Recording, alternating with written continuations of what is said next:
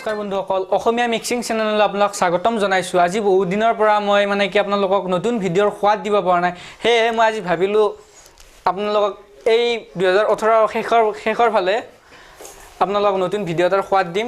সুমধুৰ বাৰীবাদক ৰামেশ্বৰ নাথ আজি আছে মোৰ লগত। আহকচোন বাৰু তেওঁৰ আমাৰ ঠিকনাটো আমি জানি লওঁ। প্ৰথম আপোনাৰ ঠিকনাটো। নমস্কাৰ, মোৰ নাম শ্ৰী ৰামেশ্বৰ নাথ, মোৰ গাঁও দালাং, ডাকঘৰ পাণ্টামা, জিলা কামৰূপ, ৰাজ্য অসম। এইখিনি মোৰ ঠিকনা।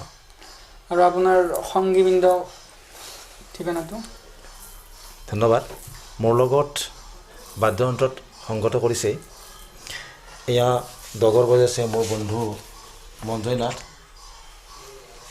জুৰি বজাইছে তৰুণ নাথ,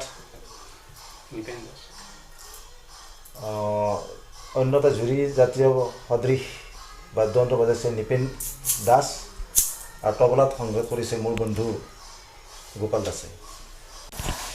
আহকচোন আমি চাওঁ আজি তেওঁ আমাক কি বাঁহীৰ সুৰ শুনাই, বাঁহীৰ বিষয়ে অলপ ক'ব, তেওঁ কেনেকুৱা কি তেওঁৰ মুখৰ পৰা আমি জানি লওঁ।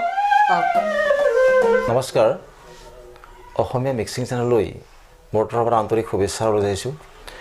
মই এজন শিল্পী ঠিক হ'ব পৰা নাই, শিল্পীৰ ট্ৰেইনিঙে লৈ আছোঁ। মোৰ প্ৰিয় বাদ্যযন্ত্ৰ হ'ল বাঁহী। বাঁহী মই সৰুৰ পৰা অনুশীলন কৰিছিলোঁ। এই বাঁহী এবিধ সুচীৰ বাদ্যযন্ত্ৰ। অসমীয়া হওক হিন্দী হওক বিভিন্ন ধৰণৰ গীতত বাঁহী সাধাৰণতে সংগত কৰা হয়। বাঁহীৰ সুৰৰ কণ্ঠই এটি গীত সুমধুৰ কৰিব পাৰে বা কৰে। অন্য বাদ্যযন্ত্ৰৰ লেখীয়া এই বাঁহীটো সাধাৰণতে ক্লাছিকেল ৰূপ অৰ্থাৎ শাস্ত্ৰীয় ৰূপ দিব পাৰি। ইয়াত সাৰেগামা পাধানিসা এনেধৰণৰ সপ্তসুৰ আছে। গতিকে সপ্তসুৰক কেন্দ্ৰ কৰি বাঁহীৰ বিভিন্ন ধৰণৰ ছন্দ, লয় ইত্যাদি প্ৰকাশ কৰিব পাৰি।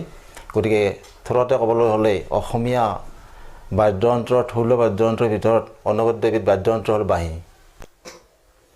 এতিয়া মই মোৰ বাদ্যযন্ত্ৰীসকলৰ সহযোগত এটি বিহুসুৰীয়া আধুনিক গীতৰ সুৰ সমলয় কৰিব লৈছোঁ।